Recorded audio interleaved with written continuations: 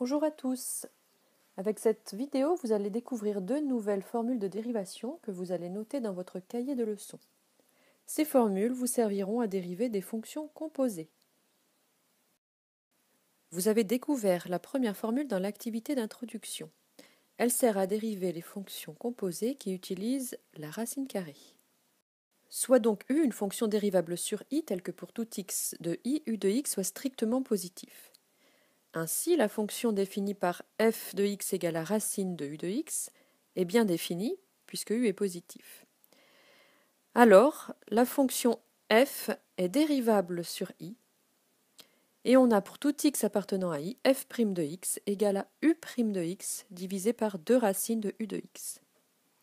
Vous pourrez donc retenir la formule suivante: la dérivée de racine de u est égale à u' sur 2 racines de u.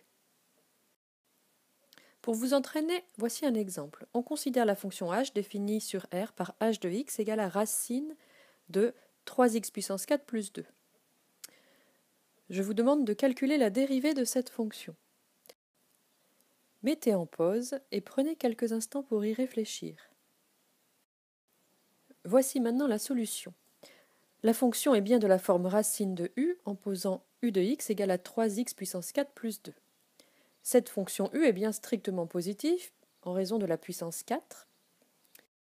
Et de plus, u est bien dérivable sur R puisque c'est une fonction polynôme. U' de x est égal à 3 fois 4x puissance 3, c'est-à-dire à 12x puissance 3.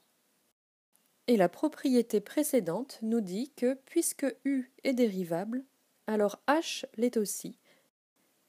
Et h' de x est égal à u' de x sur 2 racines de u de x. Ce quotient se simplifie en divisant par 2 au numérateur et au dénominateur. On obtient ainsi h' de x égale à 6x au cube sur racine de 3x puissance 4 plus 2. Voici maintenant la deuxième propriété que vous allez pouvoir noter. On considère une fonction u définie et dérivable sur i et n un entier relatif. On pose alors la fonction f définie par f égale à u puissance n, c'est-à-dire que f de x est égal à u de x, le tout à la puissance n. Voici maintenant ce que dit la propriété. Si n est un entier supérieur ou égal à 1, f est dérivable sur i, et si n est un entier inférieur ou égal à moins 1, f est dérivable en tout x de i tel que u de x soit différent de 0. Dans les deux cas, la dérivée se calcule par f' de x égale à n fois u' de x fois u de x, le tout à la puissance n-1. Vous retiendrez la formule suivante: la dérivée de u puissance n est égale à nu' u puissance n-1. Voici pour finir un exemple. G est la fonction définie sur R par g de x égale à 5x² plus 2, le tout à la puissance 3. Là encore, prenez le temps de chercher cet exemple. Voici la solution. La fonction g est bien de la forme u au cube en posant u de x égale à 5x² plus 2. Cette fonction u est dérivable sur R puisque c'est un polynôme, et on a u' de x égale à 5 fois 2x, c'est-à-dire 10x.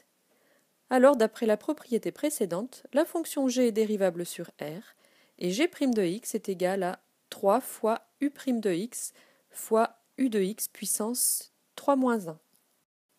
C'est-à-dire g' de x égale à 30x fois 5x² plus 2 au carré. Cette capsule est terminée, à bientôt!